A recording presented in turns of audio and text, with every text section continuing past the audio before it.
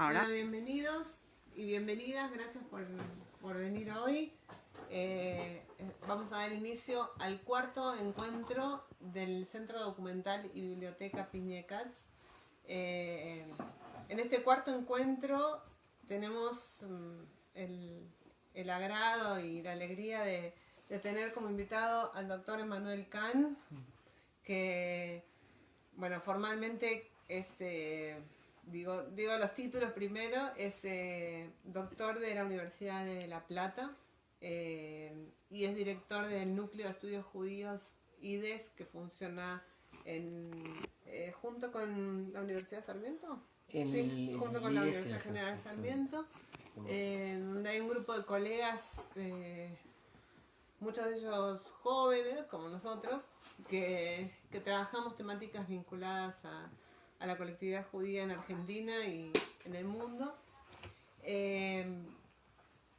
Pero bueno, voy a aprovechar a pasar un par de chivos, como se dice, antes de darle la palabra a Emmanuel. Lo primero que quiero decir es que, bueno, tenemos una sorpresa.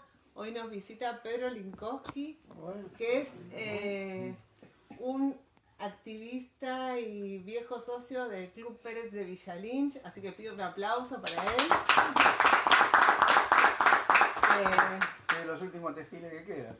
Empecé a los 8 años y medio cuando vine de Polonia. Eso. Y bueno, es un lujo tenerlo acá a Pedro. Así que bueno, gracias por haber venido. Una sorpresa grande. Y antes de darle la palabra a Manuel, también quiero aprovechar, porque como estamos filmando y nos ven de otras instituciones y amigos y amigas de otras periferias y latitudes, quería contar en la cámara que el CEDO Piñecats está trabajando en un proyecto de traducciones de materiales valiosos que están en yiddish para darlos a conocer en castellano, y en eso nos está ayudando muy, muy fervientemente el activista dedicado Ise Rapaport. Un aplauso también.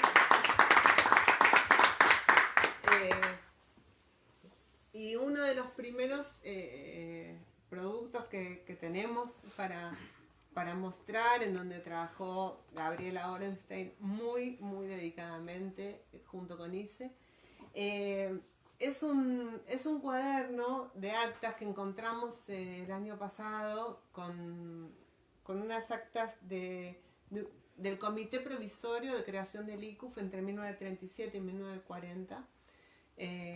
Unas actas tomadas en un cuaderno así común, ¿no? Como esos cuadernitos de notas. Apareció entre los materiales que estamos recuperando en el CEDOB, y bueno, acá está el producto, que es una cosa bellísima, artesanal, porque las actas están traducidas al castellano y yo lo puedo leer. impresas.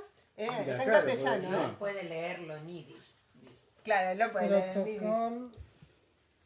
Protocol provisorische Yiddish. Claro, es la tapa, es un decorado. Hay que abrirlo para leerlo entero. Tiene que ver las dos tapas. A ver. Yiddish.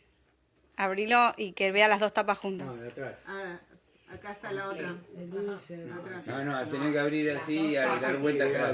Así, ahora Eso. le mostré todo así. Ah, que lo veo así. Ahí. Protocol Buch Provisorischen Komitee para Jiddische Kulturverband en Argentina. No, ahí tenés otro traductor si te hace falta. Ahí tenemos un traductor. Vamos al equipo de traductores No, oficiales. escuchame, yo de chiquito, ya a los 3 años, iba a un Volksschule de Białystok en Polonia. Y luego pasé a 3er grado, donde el Yiddish, había 5 escuelas en Białystok. Había 110.000 habitantes, 60.000 eran judíos. Y tenían representación en el gobierno. Entonces las 5 escuelas, que eran Volksschule, Volksschule quiere decir que no estudiaban el hebreo, Sí. sino que estudiaban el yiddish, y estudiamos el yiddish todas las materias, menos el idioma polaco. Y estudiábamos todo. Yo todavía tengo un libro de matemática en yiddish. Los números Pasé son de segundo a iguales. tercer grado. Matemática judía. Y una vez que llegamos acá, lo primero que queríamos, porque los encuentros allá donde eran, no había instituciones, era en las escuelas, y la juventud se encontraban había un bosque donde estaban muchas veces los encuentros, pero en general los encuentros eran en las casas importantes que tenían muchos hijos, por ejemplo, como mi abuelo, 11, y entonces ahí venían 25 y todos tenían comida, no sé, porque tenían un horno y tenían un keller, no sé, ¿sabe lo que es un keller? Un keller es no conozco. Un keller es una parte subterránea, un Subsuelo. y ahí, como no había trabajo todo el año, entonces preparaban, qué sé yo, papas, y preparaban Hering, un fessel de Hering, y preparaban cebollas, y tenían atrás verduras y ciertas cosas, y tenían una vaca, Qué lindo. Bueno, tenía después vamos todo a... eso, y bueno, y aparte había un horno donde hacían el pan, donde cocinaban, un horno importante. Bueno, tenemos que hacer una entrevista urgente. Sí. a Urgente. Pedro. Bueno, después de todo eso. Y Vamos de a ahí en hacer, adelante, apenas llegamos acá, como en Villalincha había mucha gente de Białystok y mucha gente de Polonia en general, enseguida en la casa de Pola Paula Kusher, Kusen. Pola Kusher hicimos una biblioteca. Bueno, ella puso la casa y cada uno trajo sus libros, que estamos ahora en la biblioteca. Y no tardamos ni medio año que ya alquilamos por la General Paz y Avenida San Martín una casa muy grande donde hicimos un shule. Bueno, muchos de esos libros, Pedro, están ahora acá, en este archivo. Así que, bueno, Y estamos bueno, recuperando y para seguir... y terminamos, y ahí empezó el ICUF. Por eso te quería preguntar si en La Plata todavía existe Max Monroe de la Sí, Plaza. vengo Bueno, de... estaba también entre las instituciones Sí, nuestras. claro, bueno. Bueno, Eso- yo me eso- acuerdo de todo porque todavía tengo memoria, bueno, pero tengo bastante, Ahora toda la vamos- historia del Pérez. Le vamos a dar la palabra a Del Manuel, Pérez, del así ICU, nos cuenta... De Figia, de... Bueno, Ah, de mira, ahí todas llegó las gente. instituciones. Hola, ¿qué tal? Bienvenidos. Bueno, ahí está Darío Efron, gracias por venir. Darío Efron. Gustavo, perdón. Gustavo es director del diario Nueva Nación, gracias por venir. Y amigo también. Hola, ¿qué tal? ¿Cómo estás? A pesar de que me equivoqué el nombre, es mi amigo. Suele pasar. Y ahí llegó Mario. Bueno, y no es casualidad que hoy tenemos mucha gente, no solo porque no hace 0 grados y todas esas cosas que decimos que pasan a veces, sino porque el tema es muy convocante. El tema que trabaja Manuel hace un tiempo, que yo le pedí que integre nuestro ciclo para trabajar y contarnos qué investigó, es acerca de las posiciones del ICUF durante la Guerra Fría, durante la Guerra de los 6 días, estoy mal, el conflicto en Medio Oriente. Antes de darle la palabra con ese tema tan importante, también quiero señalar esto, que conozco a Emanuel desde hace más de 10 años, creo que el año 2006 compartimos una mesa juntos y que siempre, bueno, tuvimos un vínculo de trabajo muy bueno, muy fraternal, y que él me abrió las puertas para ir a conocer la institución de La Plata con la biblioteca, con la cultura y con la importancia que esa institución, el Max Nordau, como institución pionera, ha tenido en el movimiento digital. Así que también, si después de eso un poco de Manuel además vive en La Plata, ¿no? Es un platense de pura cepa. De ningún parroquial, y le doy la palabra y les agradezco a todos estar acá. Gracias. Bueno, les agradezco a todos la presencia, es un día de semana en el invierno porteño, así que sé que no es fácil, así que bueno, estimo que es un buen plan o no habrán tenido otro y están aquí. Como dijo Nerina, para mí es muy significativa esta presentación porque más allá de la trayectoria académica, el recorrido académico, mi recorrido biográfico un poco tiene que ver con el ICUF y con este universo de instituciones.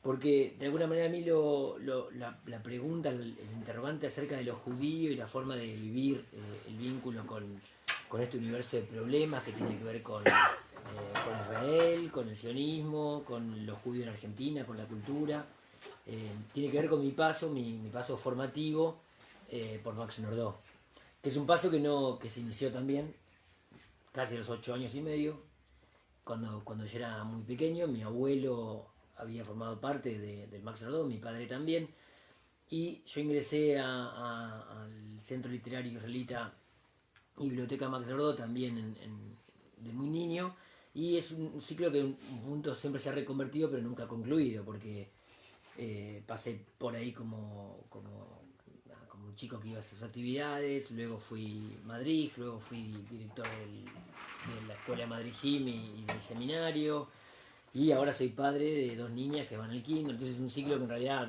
nunca se interrumpió, pero que de alguna manera también reconozco, y algo de eso un poco recordando, pensando por la presentación para hoy, recordaba un poco mis pequeños y mis primeros pasos en la investigación académica, y tenían que ver justamente con esa tradición o con ese vínculo institucional. Cuando a principios de los años 2000, 2001, cuando el país estaba eclosionado, yo me animaba a hacer como mis primeros ejercicios de investigación. Tenía un director que era antropólogo, que es antropólogo, y que tuvo una intervención muy sabia. Él me decía, bueno, vos una beca no tenés, por ahora no hay perspectiva de cosas de conseguir una beca, y entonces te vas a tener que hacer tu investigación en los tiempos libres que tengas. Entonces, esos tiempos eran escasos. Yo daba clases en escuelas de la provincia de Buenos Aires, en la localidad de Berisso, cerca de La Plata, y entonces lo que yo podía hacer tenía que ver con los lugares en los que podía estar en mi tiempo libre, que básicamente era el Max Nordau. Entonces, nada, quise hacer algo muy parecido a lo que están haciendo hoy las chicas, que es como no recuperar su biblioteca, pero sí consultarla. Y hacer mi primera tesis sobre la recepción del caso Eichmann en la comunidad judía de la ciudad de La Plata entre 1960 y 1962.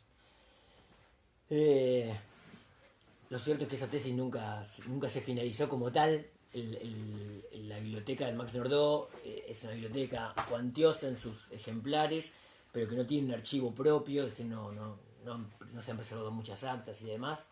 Entonces tuve que mudar mi investigación a donde atiende Dios, que es Buenos Aires.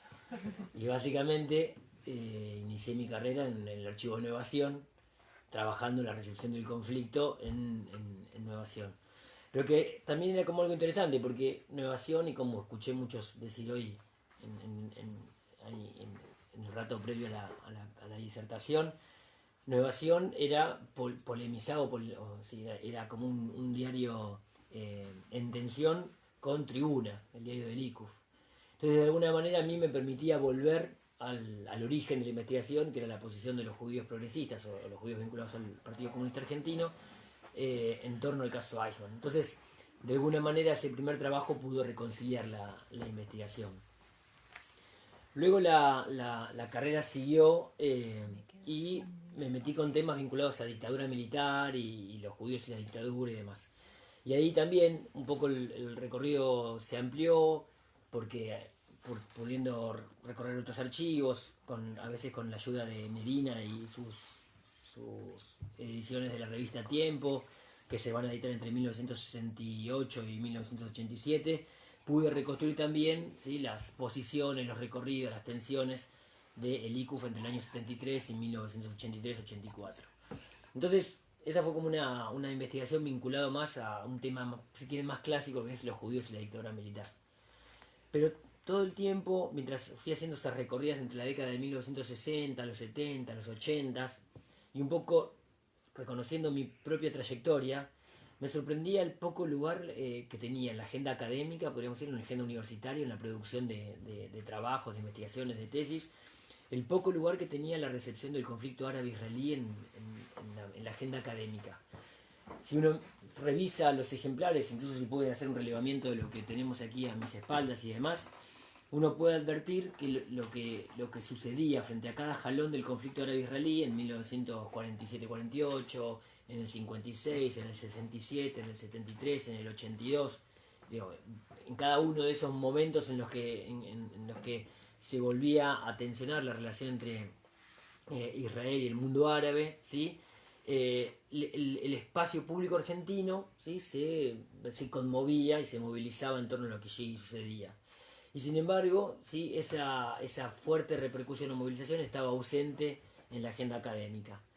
Incluso, un poco recuperando el desliz de Nerina, lo que me interesaba sobre todo es pensar qué había pasado con la comunidad judía en el contexto de la Guerra Fría, como algo más general, o sea, un poco lo que sucedía en torno al conflicto árabe-israelí, eso que yo llamo la recepción del conflicto árabe-israelí, se enmarcaba también en una serie de posiciones y debates que conmovían el espacio público durante los años de la Guerra Fría, porque lo que se discutía ahí eran cuestiones vinculadas al imperialismo en Medio Oriente, a cuestiones vinculadas a las campañas contra el desarme nuclear de las potencias, un poco o los movimientos de liberación nacional, las guerras de independencia, la descolonización en Asia y demás.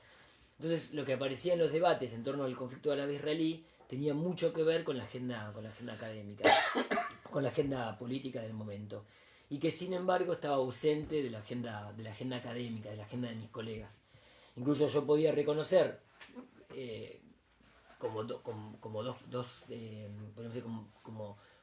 dos márgenes singulares, dos espacios singulares. Si uno revisaba la historiografía de los judíos en Argentina, ¿sí?, uno podía decir que había una historiografía sobre los judíos en las instituciones, en el ICUF, en el sionismo socialista, en AMIA, en la DAIA, había como una historiografía por ahí.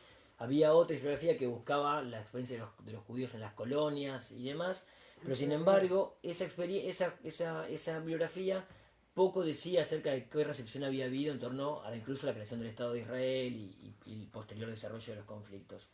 Pero la historiografía nacional, la historia no sé, pienso del movimiento estudiantil, del movimiento obrero, de la nueva izquierda y demás, era profundamente una historia local. ¿Qué quiero decir local? Los historiadores muchas veces hacen un relevamiento de las agendas locales de los distintos movimientos, del peronismo, de la izquierda, del radicalismo y demás, como si no hubiera una posición, un modo de posicionarse de los actores frente a los conflictos internacionales, y en particular el conflicto árabe-israelí. Eso, sin embargo, chocaba de frente, digamos, con el relevamiento que cualquiera podía hacer tanto de la prensa nacional como de la prensa comunitaria. No sé, cuando revisaba Diario El Mundo, la revista Sí o Siete Días, los distintos medios gráficos nacionales, no comunitarios de aquellos años, era interesante, por ejemplo, advertir que durante el conflicto de 1967, el conflicto de la Guerra de los 6 días, la calle Florida era un hervidero de gente donde, para poder estar informados al minuto de qué estaba pasando en el desarrollo del conflicto, la gente se acercaba a las sedes de los diarios, y donde se actualizaban las noticias y estaba al tanto de qué estaba sucediendo durante el desarrollo de la guerra. Las crónicas periodísticas eran vistas desde hoy, eran, además de muy ilustrativas, también muy sugerentes. ¿Por qué? Porque lo que pasaba en la calle Florida eran básicamente batallas campales muchas veces. ¿Por qué? Porque además de la actualización de las noticias, lo que había era grupos con identidades políticas diversas que confrontaban en torno a la interpretación de esas noticias. ¿Qué año era? 1967. Pero digo 1967, pero en la guerra del 73 pasa algo similar, en la de Yom Kippur y en la invasión del Líbano del 82 también pasa algo similar, que incluso es más interesante porque pasa en el contexto de la dictadura militar, pocos días después del final de la guerra de Malvinas. Entonces ahí es interesante para pensar cómo, la guerra en Medio Oriente en particular, ¿sí? La guerra árabe-israelí, tenía un fuerte impacto en la opinión pública, en la que se movilizaban actores de la comunidad judía, pero no solo actores de la comunidad judía, sino actores vinculados a otras identidades políticas, particularmente del 67 en adelante las izquierdas, ¿no?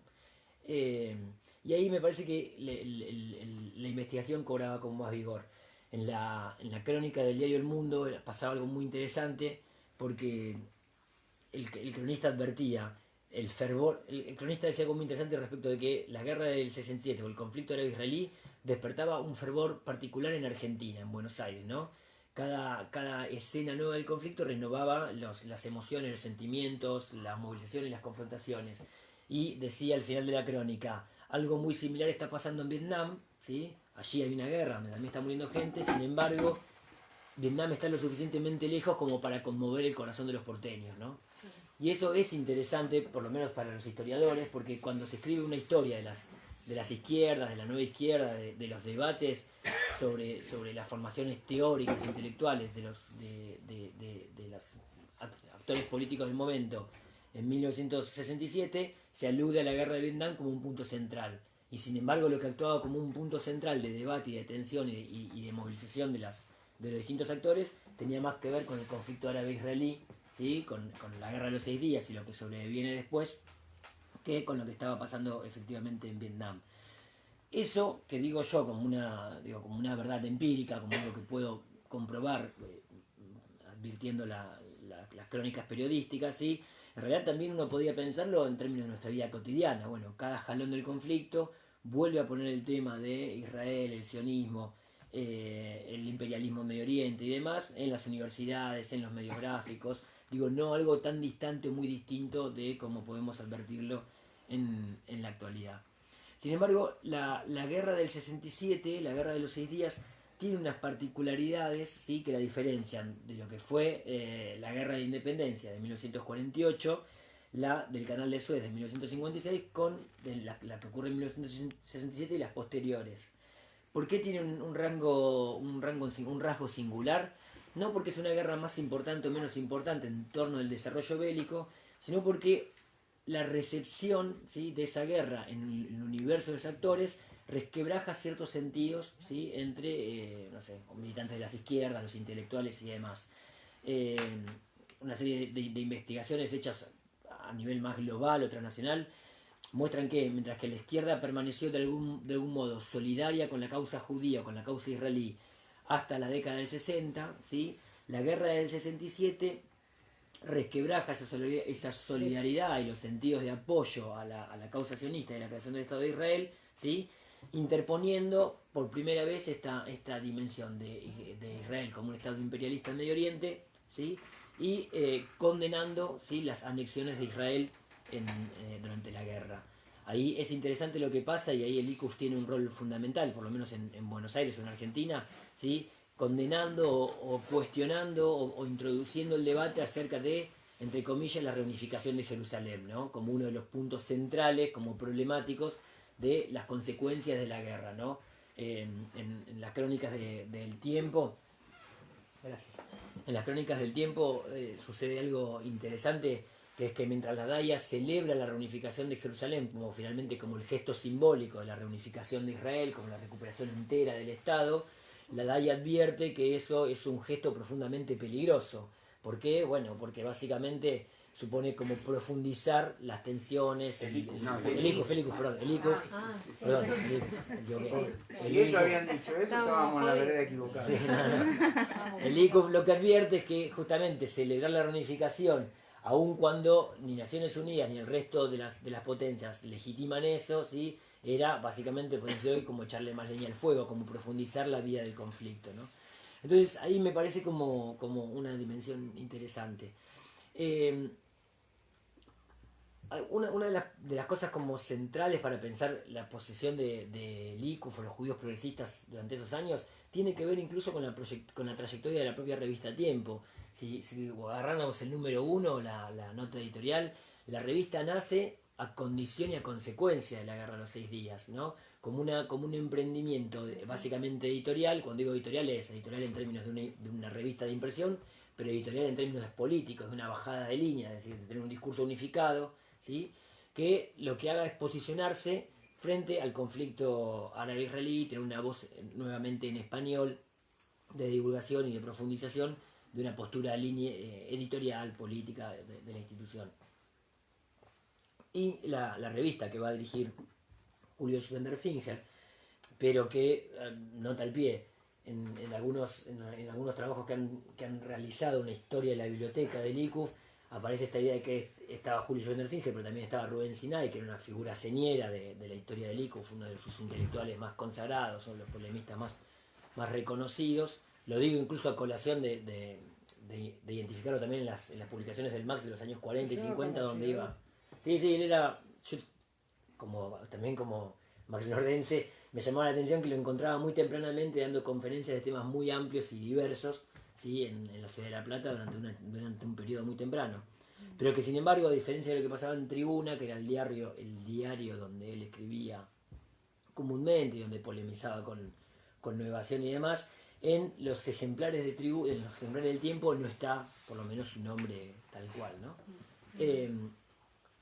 En realidad él era la cabeza de la revista. Exactamente, sí. Están Julio exactamente, lo quise decir como un modo más decoroso. Más encubierto. Pero me parece que ahí era interesante porque la revista surge con esa. Ya digo, como a consecuencia y a condición de esa guerra, como una nueva forma de emerger en el espacio público y particularmente en el espacio comunitario, concentrando una serie de voces y discursos en torno a cómo posicionarse en torno al conflicto israelí. De hecho, ahora viendo un poco la biblioteca, me puedo reproducir cómo era el universo de funcionamiento de la revista. ¿Por qué? Porque una de las cosas que tenía la revista, y que para un historiador son unas fuentes invalorables, ¿sí? Es que muchas de las posiciones o mucho de lo que decía la revista acerca del conflicto árabe-israelí tenía que ver con un universo transnacional de publicaciones a las que estaba vinculada el Likuf, y que la revista Tiempo actuaba como un traductor.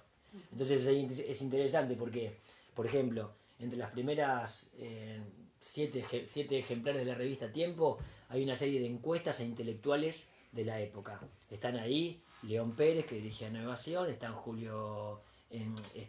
León Pérez, Alfredo Varela, Horacio Berbisky, no Bernardo, Horacio, hijo. Está Horacio Berbisky, está... los tengo todos anotados acá, puede ser más fácil.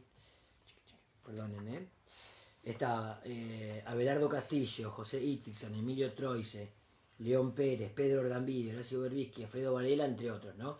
Y la revista, ¿sí? Les hace una serie de encuestas o entrevistas, sería, con las siguientes preguntas. ¿Cuál sería, según su opinión, los factores determinantes del conflicto entre Israel y los países árabes? ¿Cómo interpretaría usted la actitud árabe de desconocer los legítimos derechos nacionales del Estado de Israel? ¿Qué opinión le merece la consigna de Gran Israel sostenida por sectores israelíes sobre la base de los territorios ocupados durante la Guerra del 67? Cuarto, ¿considera usted que la resolución del Consejo de Seguridad de Naciones Unidas sobre Medio Oriente, que es del 1967, y que lo que establecía era la vuelta a los territorios anterior a la guerra y la devolución de la internacionalización de Jerusalén, establece las bases justas y viables para la solución del conflicto? Esa entrevista, que era en un punto original, ¿sí? En realidad era una réplica de una serie de documentos o de estrategias que el Likuf tenía a nivel internacional, en la que una serie diversa de intelectuales se manifestaba en torno del conflicto. Entonces, la revista Tiempo es muy interesante en ese sentido, porque uno puede pensar qué pensaban los intelectuales judíos argentinos en una estrategia que es plural. León Pérez era el director de Nuevación, o sea, no era un judío del Likuf, justamente era del sionismo socialista. Horacio Berbisky no estaba vinculado institucionalmente al mundo judío, y de hecho tiene unas respuestas muy provocadoras en la entrevista. Pedro Orgambide, bueno, Abelardo Castillo ni hablar, pero Itzigson, Pedro Orgambide, quizás tienen un vínculo más cercano a las posiciones progresistas y demás. Pero, digamos, ese universo de preguntas, ¿sí?, a la vez se referenciaba en un universo mayor de intelectuales en Francia, en la Unión Soviética, en los Estados Unidos, que me parece que reproducían como una estrategia interesante. Y de hecho hay algo ahí que me parece que es muy atractivo, que tiene que ver con esa dimensión más transnacional e internacional, en la que el ICUF actuaba como una especie de divulgador, ¿sí?, de estrategias, de documentos, de posiciones, de un universo mucho más amplio. Ahí es interesante esas encuestas, esas entrevistas a mí me resultan interesantes porque en primer lugar constituyen entre comillas al intelectual o conciben al intelectual de un modo diverso, ¿sí? ¿Por qué? Porque el intelectual puede ser tanto una figura consagrada, Abelardo Castillo por ejemplo, ¿sí?, pero puede ser el joven Horacio Berbisky, no es el Horacio Berbisky que nosotros conocemos hoy, o sea, es apenas un joven, ¿no? Es el hijo Bernardo Berbisky, que es una figura consagrada en el universo judío, en la representación del universo cultural judío, pero no es Bernardo Berbisky, es un joven periodista Horacio Berbisky. Estaba, ya digo, Abelardo Castillo, Pedro Gambide, que también era joven, pero bueno, una figura quizás más destacada, pero digo, no era la representación del intelectual como el académico, el universitario, digo, era el hombre de las letras, era el periodista, ¿sí?, era como una dimensión del intelectual un poco más amplia. Pero a la vez también un poco como una voz legítima, como una voz de autoridad, en el sentido que la opinión, la entrevista, las opiniones de los intelectuales también buscaba legitimar la propia posición del ICUF, salvo León Pérez, y salvo León Pérez y en algún punto Horacio Berbisky, pero por otro motivo, ahora lo voy a referir, todos apoyaban esta noción de que la guerra en un punto había tenido un sentido coyuntural, pero que la anexión, la dominación territorial no podía sostenerse en el tiempo, ¿sí? Y en ese sentido, tanto la posición de los intelectuales como la del ICUF, la posición institucional, coincidían. Lo que el ICUF advertía en el año 68, 69, 70, advierte hasta el día de hoy, podríamos decir, pero en esos años muy puntillosamente, es que la resolución del Consejo de Seguridad del 22 de noviembre de 1967 era la medida justa, ¿sí?, para no por lo menos resolver el conflicto, pero no agravarlo. ¿Cuál era esa medida? De nuevo, regresar a las ocupaciones territoriales previas a la guerra y devolver la ciudad de Jerusalén. Ahí es interesante porque de alguna manera, mientras que el ICUF dice eso pública y abiertamente, ¿sí?, lo que se advierte en la prensa, en los otros instrumentos de la prensa comunitaria, podemos pensar en el Mundo Israelita, en las publicaciones de la Organización Sionista Argentina y demás, era que el discurso del ICUF era un discurso que cuestionaba la legitimidad del Estado de Israel. Y ahí me parece que era problemático. ¿Por qué? Porque el discurso del ICUF no cuestionaba la legitimidad del Estado de Israel, sino que de alguna manera abrevaba, ¿sí?, en una lectura acerca de la dinámica del conflicto. Digamos, básicamente en el contexto de la Guerra Fría también, ¿no?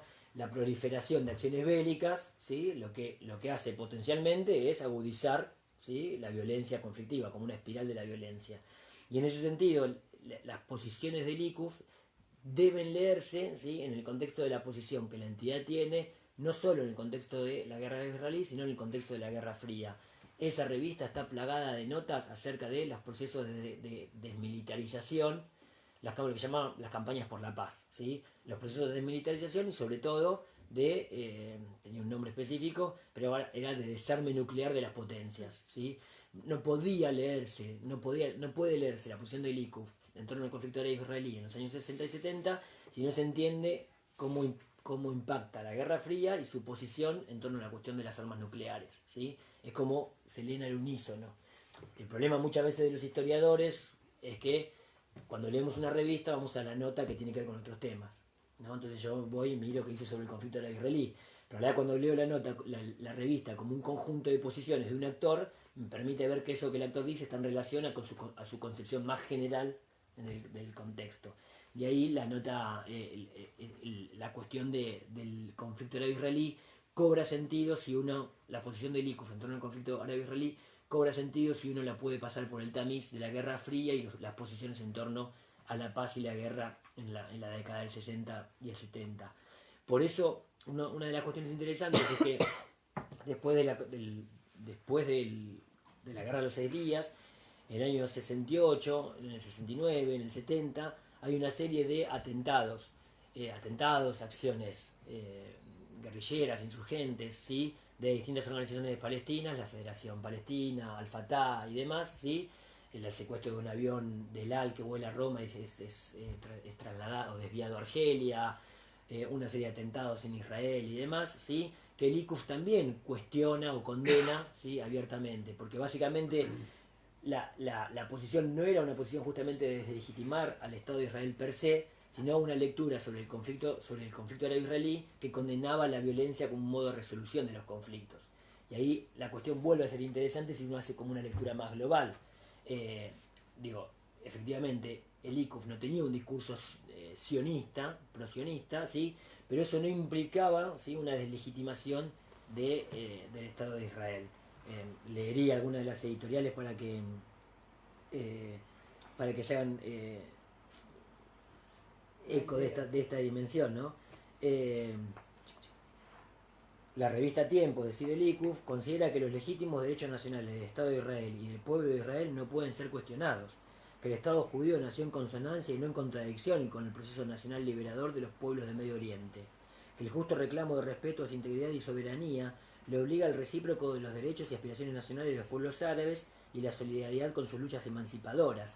Esta idea de que ese proceso es un proceso legítimo, pero que en todo caso deben columnarse, ¿sí? o reconocer las luchas nacionales emancipadoras del resto de las poblaciones árabes de la región. Entonces ahí esa dimensión era interesante. La ingerancia del discurso cufista en el Estado de Israel. Hay un joven investigador, digo joven porque tiene unos añitos menos que Medina y yo, Maximiliano Josami, muy joven, que está trabajando una dimensión que es interesante, que es cómo impactó estas mismas contiendas, las de los años 60 y 70, en el discurso de las organizaciones trotskistas en Argentina. Y ahí el discurso es más interesante, el discurso es más radical, ¿sí? Porque efectivamente lo que se empezaba a constituir ahí era la opción de borrar a Israel. La solución era efectivamente borrar a Israel del mapa. Y uno no encuentra eso en ninguno de los documentos, por ejemplo, hasta el año 82. O sea, no era una posición que el ICUF sostuviera. No obstante, como señala Leonardo Segman, y como de alguna manera, no yo, pero sí mis conocidos en la Ciudad de La Plata son testigos y me han transmitido, la posición en torno a la Guerra de los 6 Días también impacta al interior del ICUF, ¿no? Segman, quizás Leonardo, tiene como el trabajo más reconocido, más consagrado al respecto, donde puede identificar la división entre el ICUF y Freistein, o Voz Libre, ¿no? Que es también como consecuencia y a condición de la Guerra de los 6 Días, en el sentido de que sectores vinculados a los judíos progresistas, ¿sí? Tienen una voz, ¿sí? De apoyo, de entendimiento, ¿sí? a la causa israelí, mejor dicho, la causa israelí y a la anexión de territorios, como un modo de comprender la legitimidad del accionar bélico en Medio Oriente.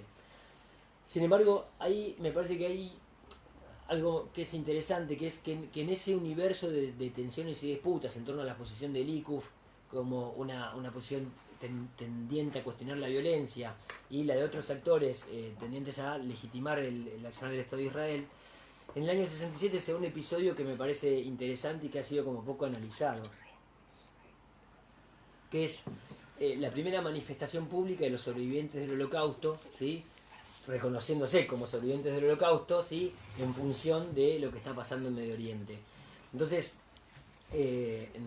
durante los días de la guerra, ¿sí? La organización Yehuita Pleitá, que no necesariamente no tenía vínculos con el ICUF, ¿sí? Se pronuncia públicamente, ¿sí? En razón de que su experiencia como sobreviviente del Holocausto le da una voz legítima para defender para defender en el espacio público la intervención de Israel en el conflicto árabe-israelí. Y ahí me parece que es interesante porque emerge por primera vez en el espacio público la cuestión del Holocausto como un discurso asociado a la legitimidad del Estado de Israel, que no había sido, ¿sí? De alguna manera la razón de ser, el sentido común que operó hasta la Guerra de los 6 Días. Entonces ahí algo que hoy vemos como más como comúnmente aceptado, que es la utilización del discurso sobre la experiencia del Holocausto como un modo de legitimar las operaciones bélicas del Estado de Israel, ¿sí? Uno la puede encontrar en Argentina como un rasgo singular o como un rasgo temprano, ¿sí? Los sobrevivientes del Holocausto aparecen en el espacio público, hacen una movilización a la Embajada de Siria, luego a la Embajada de la Unión de Repúblicas Socialistas Soviéticas, cuestionando, condenando la posición de la URSS en torno al conflicto, pero lo hacen de un modo singular. Se movilizan por la calle vestidos con las ropas que usaban en los guetos, mejor dicho, en los campos de concentración y exterminio. Y ahí uno tiene una apreciación también como en dos niveles. La primera es reconocer eso como una dimensión singular. Como historiador decís, mirá, acá aparecen, acá se los ve por primera vez, diciendo que son sobrevivientes. Y la segunda es una percepción, si quieren, como más vinculada a la frivolidad o a la banalidad con que eran vistos los sobrevivientes en aquel momento. Todas las crónicas periodísticas del diario La Nación en adelante, ¿sí?, se ríen mucho de la vestimenta o de esta dimensión de los sobrevivientes del Holocausto. Ninguno se los toma muy en serio. Y eso es significativo, porque hoy ninguno de nosotros, en ningún medio gráfico, ningún medio de comunicación nacional, corporativo, todo lo que ustedes quieran, tendería a desconfiar o a burlarse de ellos. Pero las crónicas del año 67 son muy despiadadas, como que ya están gordos y no les entran los trajes, como que van con colas de zorro las mujeres, pero con la estrella de David como identificándose, como crónicas muy despiadadas acerca de esa condición del sobreviviente del Holocausto. Sí, La Nación, por ejemplo, sí, eso igual es un componente de casi de todas las crónicas, la burla.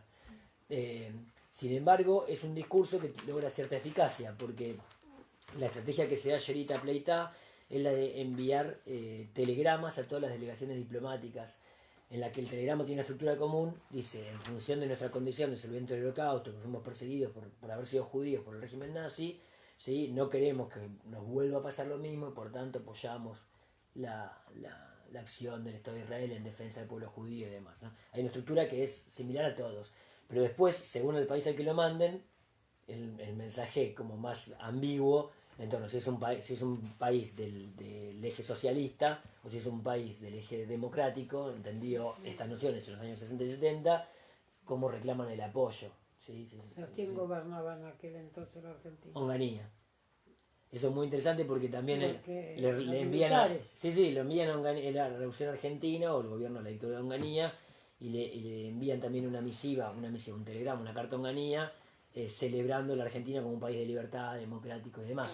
Eso, visto desde hoy, no es interesante porque visto de hoy uno podría decir a qué jugaban, pero también eso es interesante para entender también cuáles eran las concepciones o las convicciones de los actores en la época. Durante el año 38, 39, muchos de los primeros no son sobrevivientes, porque son los que llegan a salir de Europa antes de la guerra. Sí, cuando llegan acá hablan de que este es un país democrático y genial y muy libre en el contexto del gobierno de Castillo. Entonces, uno visto desde acá diría, no entendía nada, pero en realidad el que sea el que no puede entender a los actores en su contexto es uno, ¿no? El problema de muchas veces de uno y no de los actores. Pero es interesante porque se constituye este sentido de que el Holocausto se empalma con un discurso acerca de la legitimidad del Estado de Israel.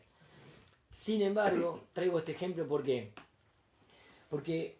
uno de los modos de mirar esta problemática es como enfrascarse en el universo de rupturas y de tensiones del universo judío. Las peleas de Likuf con la Daya o con Innovación. Esa es una opción. Y de hecho es lo que más fácil nos queda muchas veces a los historiadores que trabajamos estos temas, porque los archivos están todos en un lugar. Entonces yo vengo aquí, voy a Perón y ya lo resolví. Hice el artículo Pero la otra es justamente cómo empalma eso con la política nacional, me parece, o con un universo de actores más amplios. Entonces ahí la cosa empieza como a complejizarse. ¿Por qué? Porque en el año 67 uno podía advertir, ¿sí?, que la presencia que la contienda tiene en el espacio público es tan contundente, se moviliza gente en la calle Florida, todo lo que ya dije, ¿sí?, pero hay una serie de actos, ¿sí?, que desarrollan distintas instituciones de la comunidad judía, ¿sí?, que son muchas veces cuestionados, repudiados o condenados en el espacio público. Entonces, no sé, una reunión para juntar fondos para acompañar a los voluntarios que se van a Israel después de la Guerra de los 6 días, ¿sí? Es básicamente boicoteada, cuando digo boicoteada es apedrada por la Guardia Restauradora Nacionalista, ¿sí? En el puerto de Buenos Aires, por ejemplo, ¿no? Y eso genera de nuevo, y uno lo podía ver en la revista del ICUF, que si bien no participaba de la colecta, sí cuestionaba el antisemitismo que imperaba en el espacio público atrás de los discursos acerca del conflicto en Medio Oriente. Entonces era como otra forma de volver a entrar, aunque no apoyara las campañas de solidaridad, la cuestión del antisemitismo interpelaba a la comunidad judía en su conjunto, y el ICUF siempre tenía un rol muy activo en la condena y el cuestionamiento de esas actitudes. Entonces ahí uno podía ver cómo lo nacional volvía a traccionar el mundo comunitario. Y eso es como, a mí siempre me parece interesante para pensar que no es un mundo que está como encerrado en sí mismo, sino que justamente está en diálogo o en tensión con otro universo de actores. La secuencia de la guerra del 67 termina básicamente en 1970, aunque después tenemos la guerra de Yom Kippur en el 63, la invasión del Líbano en el 82 y demás, pero esta secuencia termina en 1969-70. ¿Por qué? Porque van a tener lugar en esos años, ¿sí? Además de estos atentados a los que ya señalé, va a tener lugar el Congreso de la Juventud, organizado justamente por los países no alineados, por los países vinculados al socialismo, a los países del este y demás, en Bulgaria, en Sofía, y el ICUF, digamos, que es uno de los, podríamos decir, no de los promotores, pero sí de los cronistas, aquellas de las entidades, la revista Tiempo, que mejor y más información tiene sobre el desarrollo, la preparación y el desarrollo del encuentro de las juventudes, se encuentra con el episodio de la segregación, la discriminación de la delegación israelí, de los jóvenes israelíes, de la Convención de la Juventud. Y ahí la revista Tiempo es una joya para nosotros quienes trabajamos estos temas, porque efectivamente lo que hay es como una tensión al interior de la revista y por tanto del movimiento. ¿En qué sentido? Porque mientras uno ve las crónicas preparatorias, ese es como el congreso de la liberación, de la discusión de los jóvenes por la libertad, la emancipación y demás. Hay como una mirada muy consagrada. Hasta que finalmente, cuando el congreso está teniendo lugar, ¿sí? Las delegaciones de Cuba y de los países árabes promueven, ¿sí? La desafectación de la delegación israelí del Congreso. Esa desafectación tiene lugar, ¿sí? Es votada, y los jóvenes israelíes, pese a que se defienden, ¿sí? Son sacados de la conferencia. Y ahí es interesante la posición del ICUF, porque lo que viene a denunciar es que eso es un acto profundamente antisemita, ¿sí? Y de alguna manera tensiona también con el resto de las organizaciones vinculadas a las izquierdas. ¿Por qué? 1969-70, ahora se me va la fecha. Sí. Pero sí, es interesante porque primero lo que dice es que esos jóvenes, ¿sí? Son jóvenes progresistas, que repone esta idea de que en Israel, como en cualquier parte, en cualquier universo nacional, Estado nacional, hay luchas entre las fuerzas reaccionarias y las fuerzas progresistas o emancipatorias, ¿sí?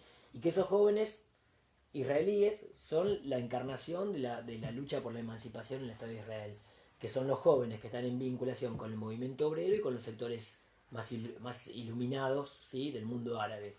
Entonces, que dejarlos afuera, ¿sí? Es un acto profundamente antisemita, porque no se basa en las referencias ideológicas de estos jóvenes, sino que se basa en su condición judía.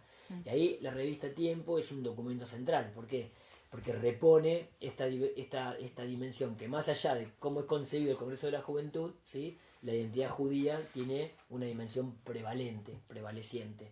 Entonces, ahí me parece que el documento es central.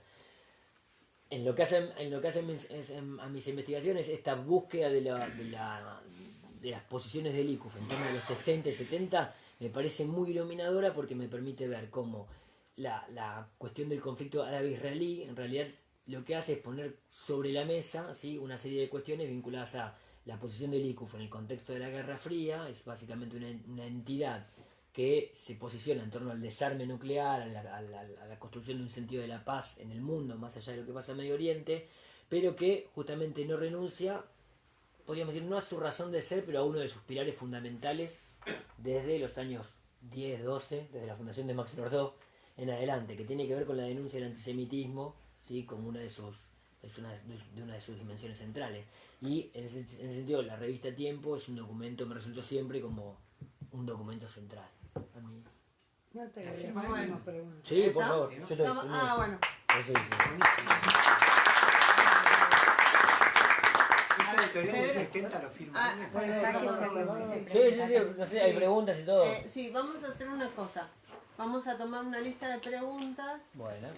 cortitas, todas las preguntas, y después le damos la palabra otra vez para que las responda. También no sé si en las redes hay alguien que quiera preguntarnos algo también, o preguntarle a Manuel, por supuesto. Escríbanos y lo reproducimos. Eso. A ver, por ahí una. Dos preguntas. Una,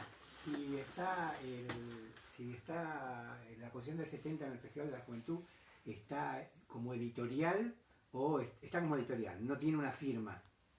No, en la revista Sí. sí, está como editorial, pero no, y luego hay una serie de artículos, ¿sí? Firmados. Que son firmados. Lo que pasa es que esos artículos, lo que yo decía, Tiempo tiene una riqueza singular que creo que tiene que ver con el universo de procedencia o el universo de inserción del ICUF Argentina, que es una inserción transnacionalizada. Entonces muchos de los artículos son traducciones de todo lo que está De viendo otras. acá. Del ICUF en Estados Unidos, En Francia. exactamente. Y la segunda pregunta, ¿ahí el ICUF en el 70 se tensiona con el Partido Comunista? ¿O no? No se tensiona, a pesar de...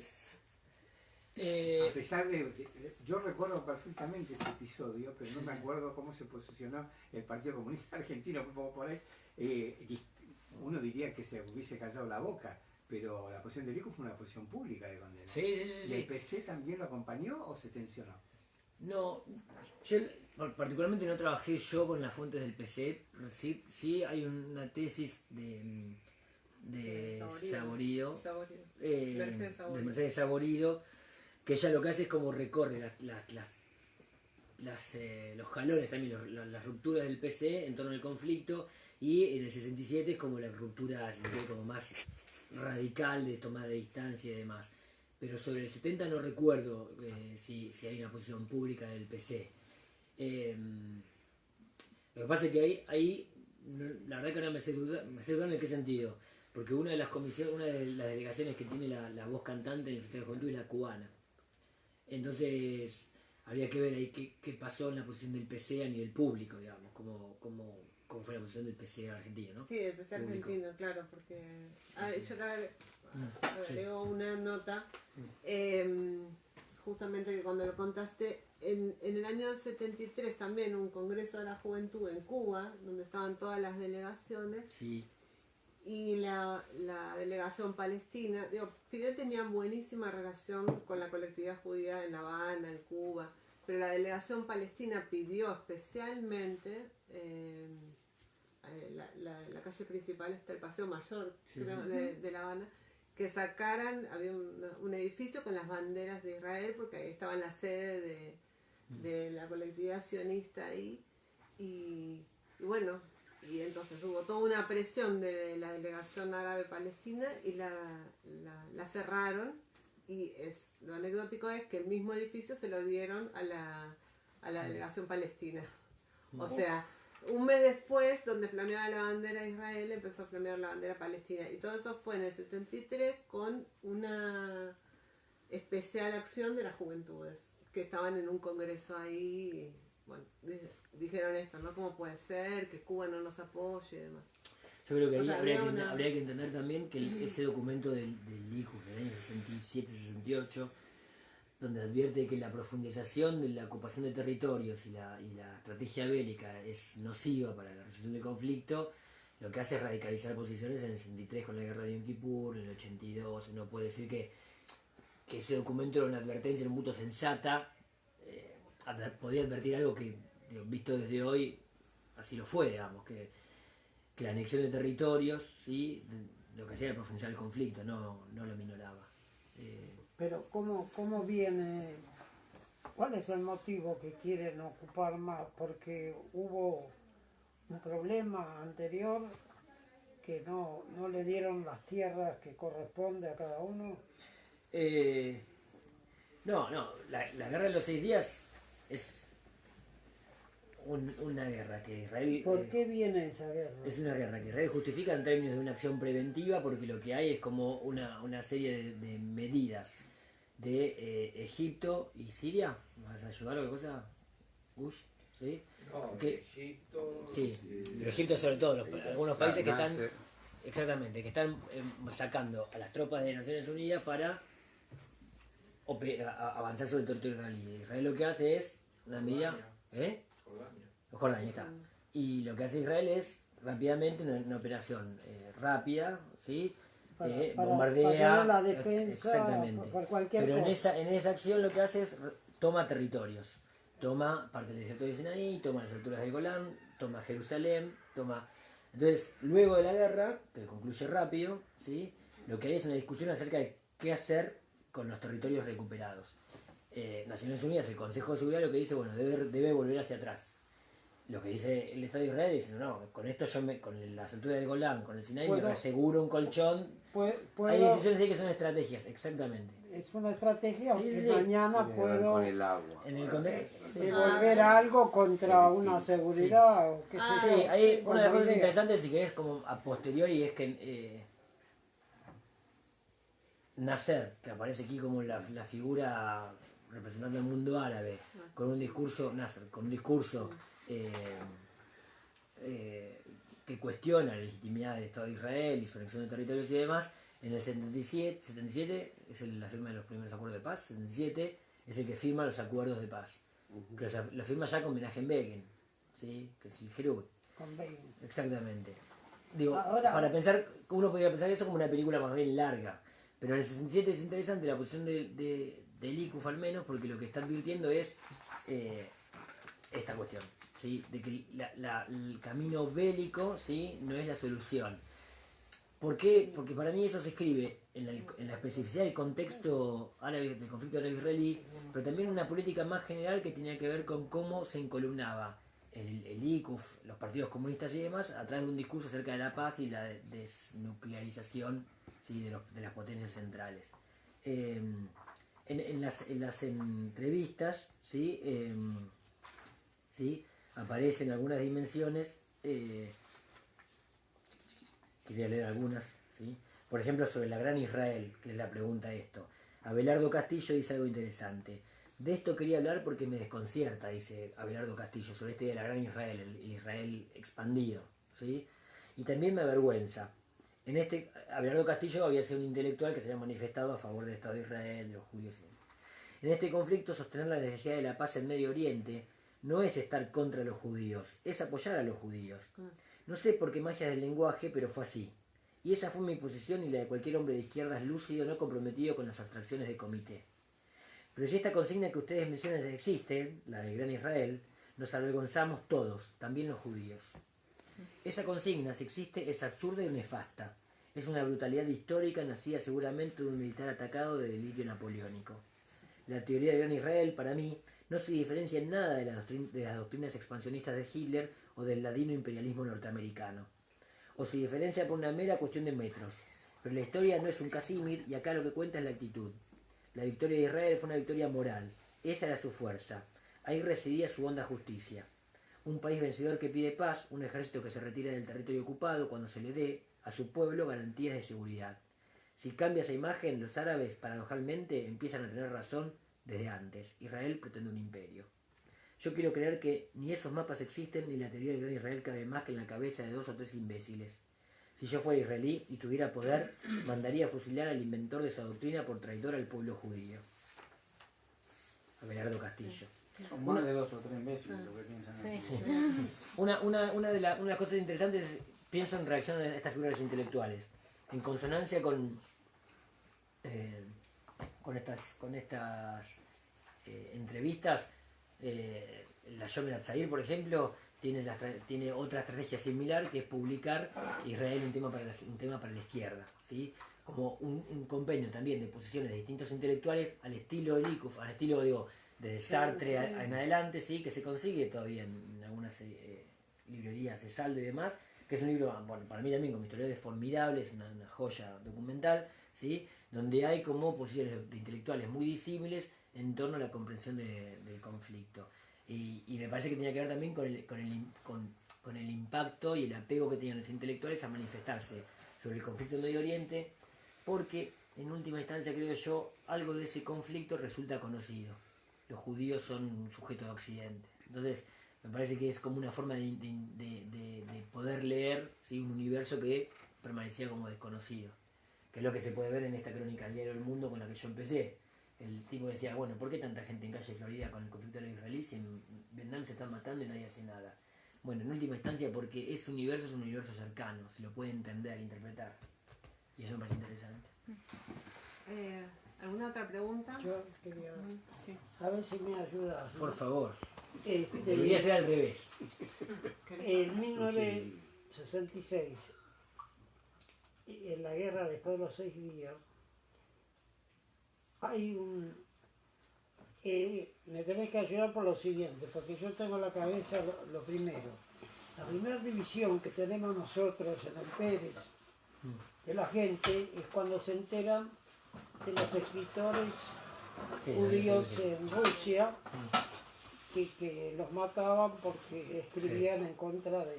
Bueno, ahí hay una parte del club nuestro, o sea, del Schule nuestro que estaba creciendo y que llegó a tener 1000 socios.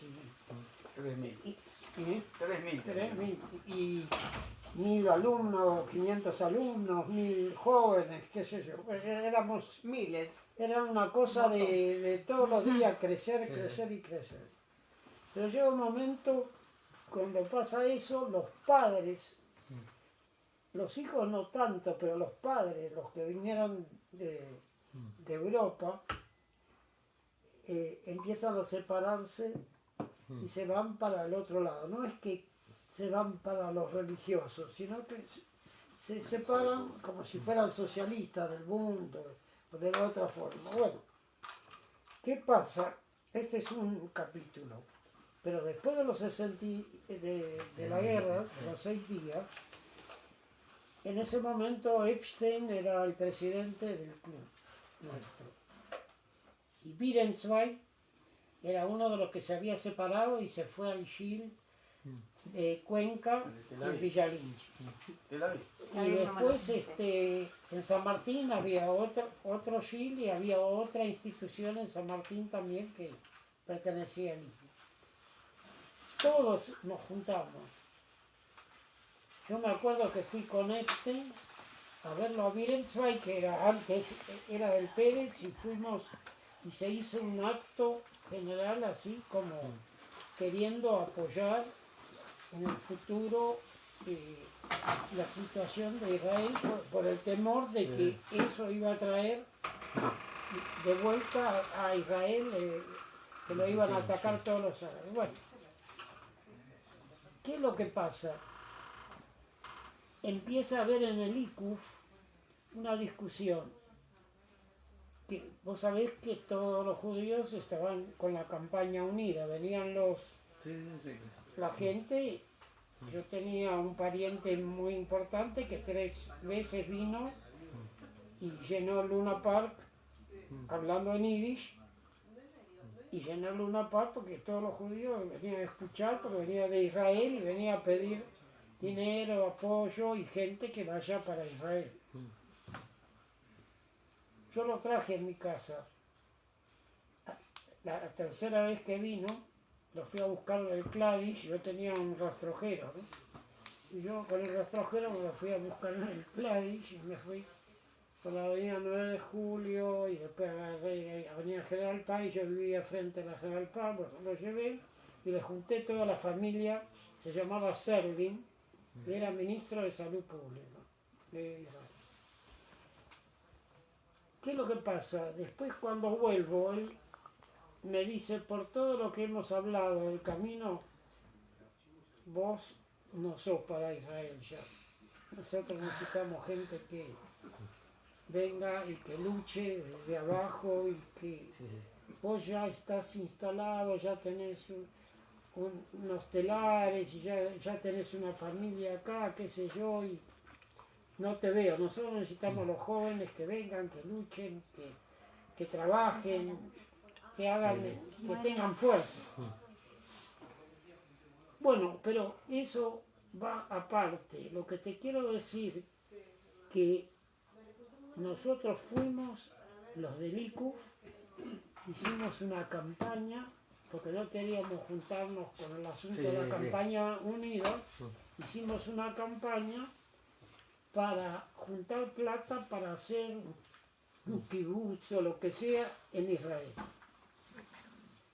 Yo a esta edad, viste, estoy juntando papeles, qué sé yo, y me encuentro con una carta en yiddish en que yo estoy despidiendo a Reisman del Pérez y a otro del Scholler. Para la foto subiendo el avión. Le estoy despidiendo en nombre de los jóvenes que habíamos juntado, pero todas las instituciones, ¿no? Y se llevan la plata en efectivo. Se fueron ahí para Israel. Y la llevó y la Sí, entregó. y se comunicaron con la gente de izquierda, la que tenían que ver con... Y realmente, no Se sé hizo si un barrio. se hizo un barrio. Eso fue Y 15 años eso antes de la guerra es un del hecho, 67. es Ah, un- fue antes. es un Eso hecho fue en la- que eso fue el no 51. interesaba en ese momento ni que eran... Se quebró la campaña unificada. Y todo lo demás. La campaña No, popular. no eran religiosos y se convirtieron Hace 15 años antes. por el abuelo, por esto, por aquello. Vamos a aprovechar esto que cuenta Pedro, es muy importante, yo también lo quería mencionar y remarcar, que vos lo dijiste, Manuel. No sabemos bien, la verdad que yo tampoco tengo muy claro cuáles fueron las posiciones en el 67 de todos los partidos de izquierda, qué dijo cada uno, en el trotskismo, el comunismo, el socialismo, qué dijo cada uno exactamente y cómo cambió eso. Pero sí sabemos lo que dijo el ICUF, que no era el Partido Comunista. Siempre estamos trabajando en esta idea de que el icufismo era un movimiento nacido de los tiempos del Frente Popular, donde el Partido Comunista estaba con otras fuerzas democráticas progresistas. Entonces, por eso en nuestras instituciones el público era más diverso. Había sectores más socialistas, liberales y además los comunistas. Digo, estaban incluidos en este mundo institucional. Por eso las tensiones permanentes. Ahora, hay dos cosas que siempre fueron, digamos, coherentes y no han cambiado en el movimiento icufista. Una es que nunca estuvo en contra, como lo dijiste, del Estado de Israel como tal, de su existencia y su concepción. Lo que siempre cuestionó fue su política. Y su política bélica. Específicamente la política bélica, pero desde 1948. Porque esto que trae Pedro de cómo el sector progresista deja la campaña unida que estaba organizando el Keren Kayem de Israel, el KKL, y arma su propia campaña, la campaña popular, tiene que ver con esta idea de que no están de acuerdo que con los fondos que se junta de la colectividad progresista se financie el ejército, se financie la compra de armas, se financie lo bélico. Aparte Por eso, pensaban de que los que venían por eso se gastaban bastante plata hasta que llegaban allí. Así decían. Eso puede ser. Pero Así por se eso, decía, por ¿no? eso mismo, No soy testigo, ¿no? la plata que juntaba campaña popular del sector progresista después era llevada por activistas como Reisman directamente para barrios, para escuelas, para hospitales, para otras cuestiones que tuvieran que ver con ese discurso de la paz, que ya está existente. De hecho, lo que yo encontré acá era eso, cuando son los atentados cometidos por el Fatah o por otras organizaciones, el discurso es un discurso condenando la violencia, digamos, en su sentido más amplio. Absolutamente. El problema acá es la violencia, digamos, sea quien la ejerza, ¿no? Entonces nunca estuve de acuerdo con una política bélica en ninguna de las guerras del Estado de Israel. Pero Eso después fue de esa, normal. después Un de esa segundo. época, Y una cosa más es que quería marcar, que me pareció un tema interesantísimo, era no solo el debate interno entre el sionismo y el progresismo en todos estos momentos de conflicto, sino cómo nos veían, digo, la opinión pública, cómo nos sacaban los diarios, cómo nos veían los partidos de izquierda, qué pasaba en el afuera. Y cuando ocurre lo del 67, todos estos sucesos que vos contás, tienen una resonancia muy grande con el secuestro de Eichmann, ¿no? Sí. Que digo, estas pintadas que aparecen, esta afrenta. Y es muy interesante cómo el sector progresista se declara no sionista, no está en contra de esto, pero cuando viene una presión externa con estas ribetes antisemitas fuertes, tiene que salir a ser solidario y a juntarse con los otros sectores también. Entonces es muy interesante porque es una tensión permanente, ¿no? No estoy de acuerdo con vos, pero si nos viene a agredir el otro, nos tenemos que solidarizar. Si vos mirás el caso de Eichmann, eso Sigue sucediendo. el caso de Eichmann es como muy significativo Para porque terminar, no voy a interrumpir más. Sí. Después de esta La próxima la das vos. después de esa situación, Y se quería hablar también. hay elecciones en AMIA.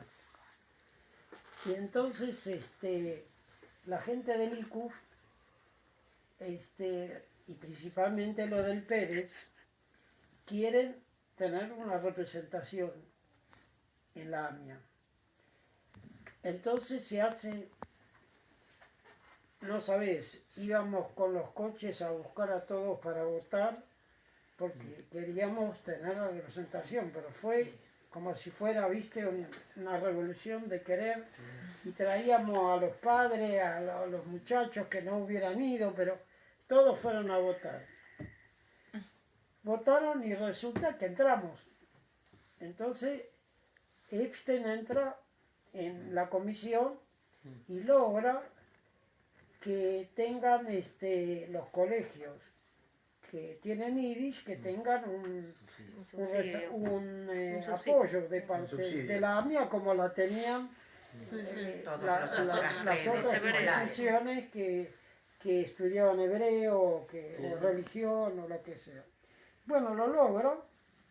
Bueno, y hemos logrado un objetivo y aparte estamos representados, que era lo más lógico que sea, ¿no? Porque todo... Y bueno, y después viene la parte que afloja un poco, pasan los años y la juventud, la nueva generación que viene, ya no tiene la fuerza que teníamos nosotros, que venimos de Polonia y que hicimos todo, que para nosotros poder comer y estar en reunión con la gente y cantar en casa y estar o hacer teatro, viste, con Cooper, que lo sacamos del Max Nordau y lo trajimos al Pérez. Te lo puedo decir. Hizo teatro y teníamos que estudiar de Sholem Aleichem o del Pérez los libros y después representarlos arriba del escenario, ¿sabes? Que estudiaba 3 horas duraban las obras. Bueno, nada más eso quería dar. Gracias, Pedro. Vamos a dar la palabra a Lisa, quería hacer un comentario. Quería agregar algo. La verdad que me pareció excelente tu análisis, porque deja bien claro la vinculación que hacía el ICUF en todo momento, junto con todas las fuerzas de izquierda, hacer la relación entre los sucesos locales con los sucesos internacionales. No era la visión local, inmediata, nacionalista, están atacando a los judíos, es antisemitismo, no. Eso por un lado. Por el otro lado, cuando oíamos hablar de que algunos en Israel hablaban del gran Israel, se nos ponían los pelos de punta, porque eran muy poquitos los que hablaban de eso. Los que hablaban de eso eran los del Irgun, antecesor del Likud actual, y no todos los del Likud. Se cuidaban mucho de abrir la boca. Solo algunos fundamentalistas lo largaban, pero era rechazado por todo el mundo. Por supuesto que todo el sionismo, que en ese momento era principalmente Mapai, después Abodá, ¿no? Lo rechazaba violentamente. Y yo me creí de verdad que el conjunto del sionismo pensaba de esa manera. Yo me acuerdo que en la guerra creo que fue en la guerra de los 6 días, la tapa del Clarín de uno de los días de la guerra decía, reproducía una expresión de Golda Meir, que en ese momento, no sé si era canciller o primer ministro, no nos vamos a quedar ni con 1 centímetro de territorio palestino, que se va a devolver cuando se llegue a la paz. Y bueno, y yo durante muchos años me lo creí. Con el tiempo fueron apareciendo algunas versiones, algunos comentarios de algunos dirigentes del sionismo, donde ya hablaban acerca de que los territorios, sí, bueno, vamos a ver. Y de pronto me encontré con un reportaje que le hicieron a Ben Gurión en vísperas de la resolución de las Naciones Unidas, proponiendo la participación.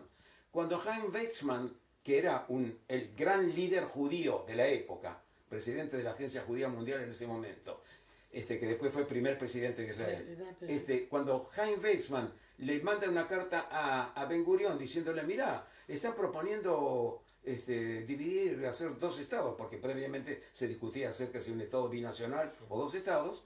Entonces, mirá, y Ben Gurión le dice, hay que agarrar, después vamos a seguir. Está escrito, está después documentado. Vamos a arreglar.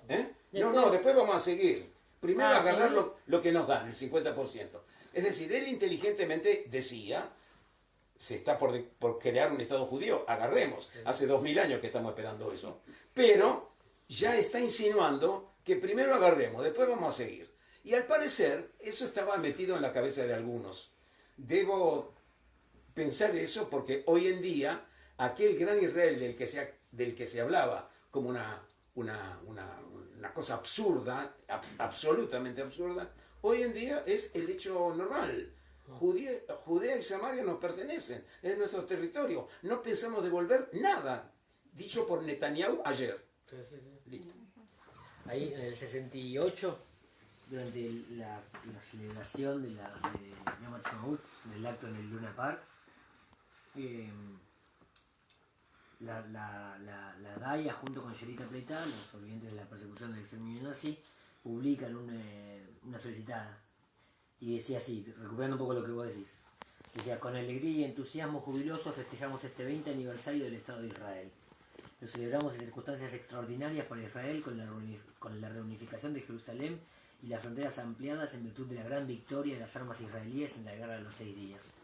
La ampliación de las fronteras acentúa al mismo tiempo la necesidad de aumentar la alianza de los países libres y poblar los nuevos territorios. Digo, eso un poco hay que entender la posición del ICUF en detracción a esto. Decir, bueno, nosotros estamos diciendo que esta no es no hay que de hecho el ICUF dice celebrar la reunificación de Jerusalén es suicida porque es profundizar los conflictos con los árabes y demás, y es profundizar la vía bélica, la vía beligerante para la resolución. ¿Me permite agregar algo más, si no te parece mal? Sí.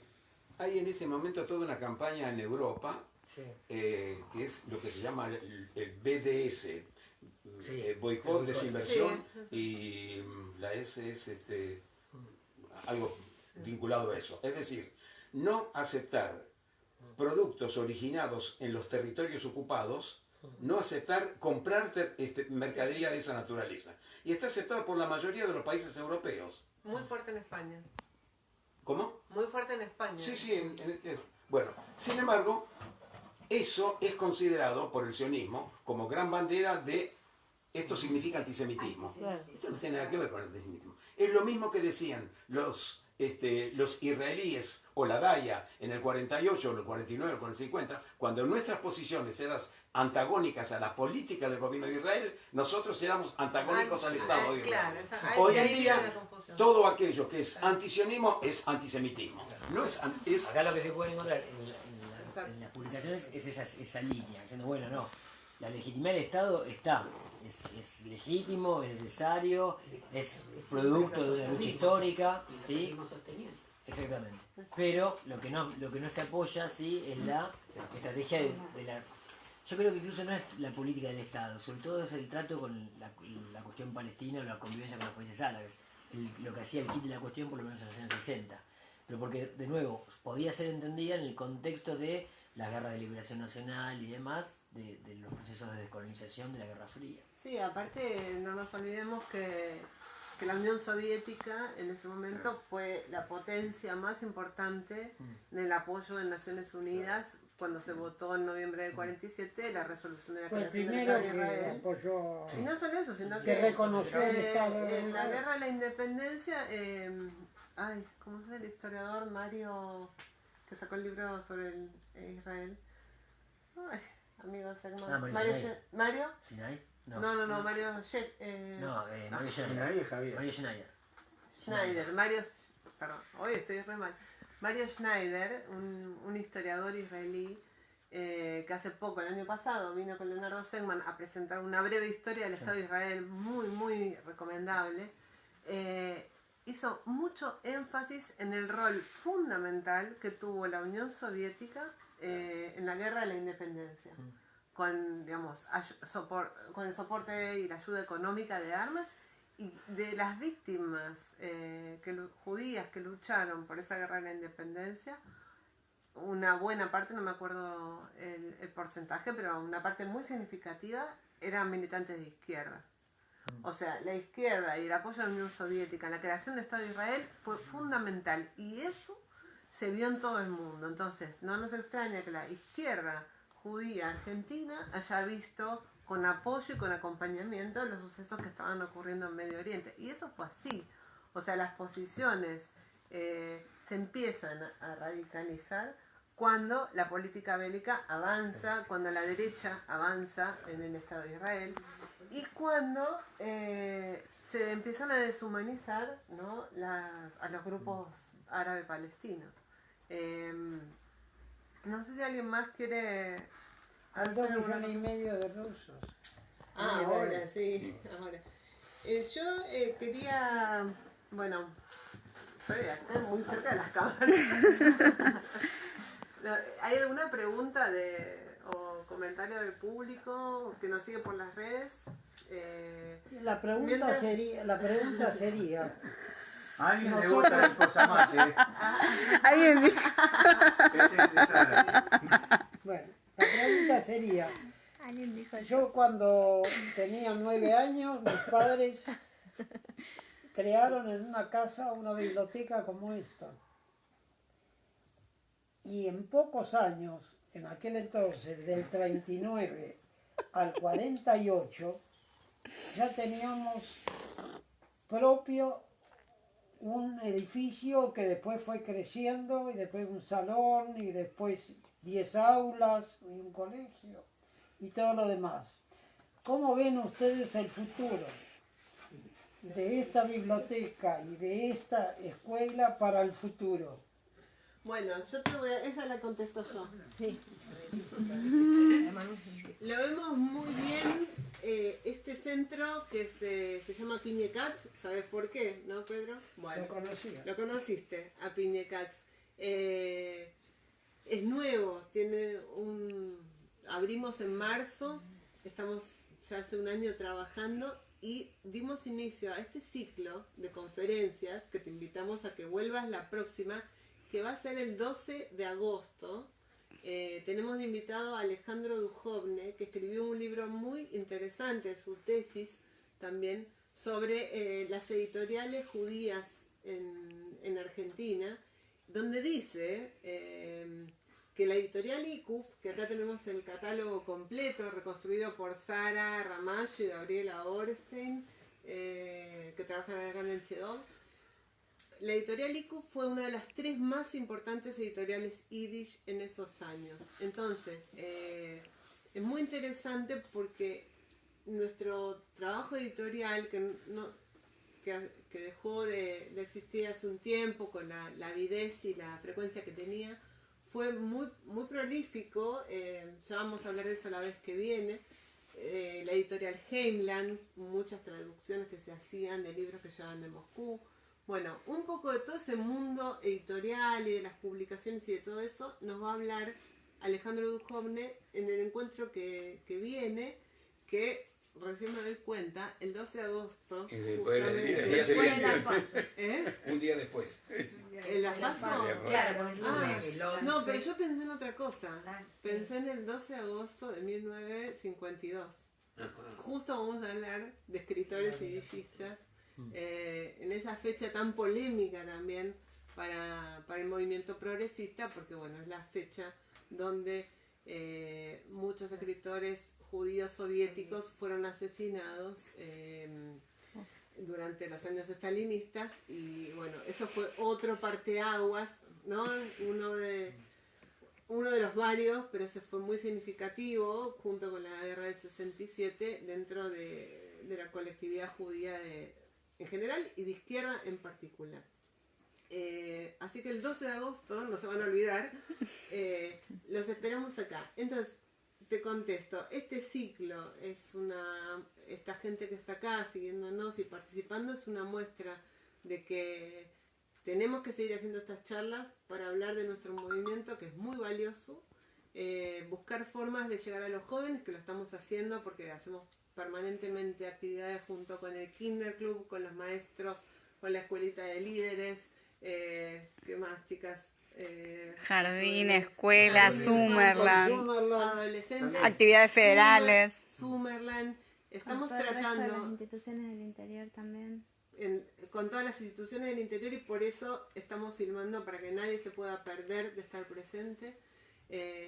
La idea es construir un espacio federal que reivindique nuestra historia, no solo materializada en nuestro patrimonio cultural, que son estos libros, publicaciones y otros objetos como cuadros y demás, sino también buscar las formas más creativas que podamos tener de llegar a los jóvenes para que este legado se siga transmitiendo de generación en generación. Así que si en tu biblioteca de tu casa y después en la del Pérez en el año 39 y 40 vos veías estos libros, y hoy estos libros siguen estando acá casi 100 años después, creo que tenemos esperanza, ¿no?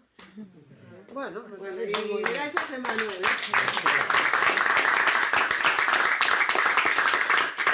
Mira, ¿te gusto lo conocés? El gusto aquel. Yo lo traje para acá.